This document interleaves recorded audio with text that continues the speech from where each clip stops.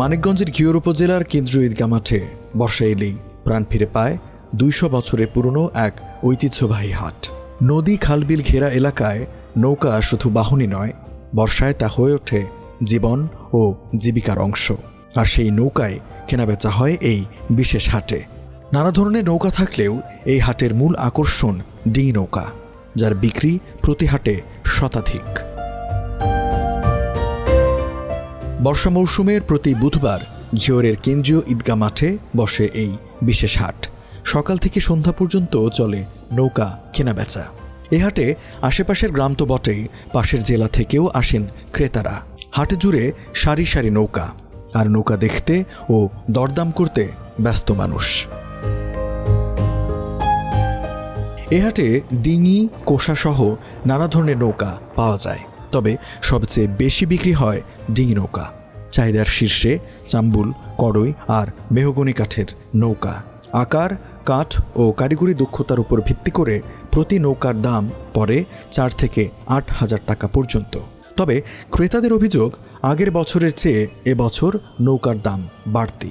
আমাদের বাড়ির জন্য নৌকা কিনতে হয়েছে, সে আমাদের ঘিওর ঐতিহ্যবাহী হাট, ঘিওর হাট নৌকার 11 হাত নৌকা আমি 4,500 টাকা দিয়ে কিনছি। এই গেলবারের থাইবার একটু নৌকার দাম বেশি।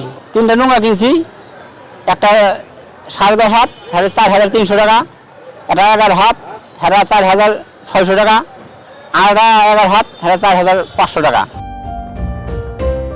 বিক্রেতারা বলছেন, সামগ্রিকভাবে বাজারে সব পণ্যের দাম বাড়তি। আগের বছরের চেয়ে এবার কাঠ, লোহা ও কারিগরদের মজুরি সহ অন্যান্য খরচও বৃদ্ধি পেয়েছে, তাই নৌকার দাম কিছুটা বেড়েছে।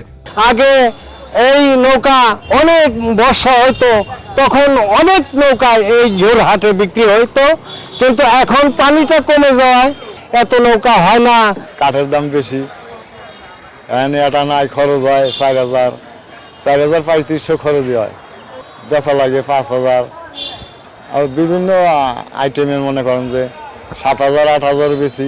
একটা ডুঙ্গা আমাকে গাইতে 3,000-2,000 করে পড়তো, আমরা ডুঙ্গা 4,000 টাকা বেচছি।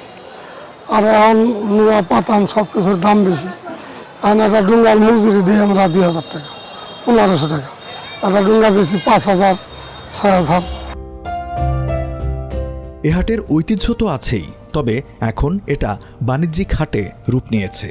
প্রতি হাটে বিক্রি হয় 4 থেকে 5 লাখ টাকার নৌকা, যেখানে কাজ পান মানিকগঞ্জ সহ আশেপাশের অর্ধশতাধিক ব্যবসায়ী ও কারিগর। নদীর পানি বাড়লে বেচা কেনা রঙ্ক দাঁড়ায় দ্বিগুণে।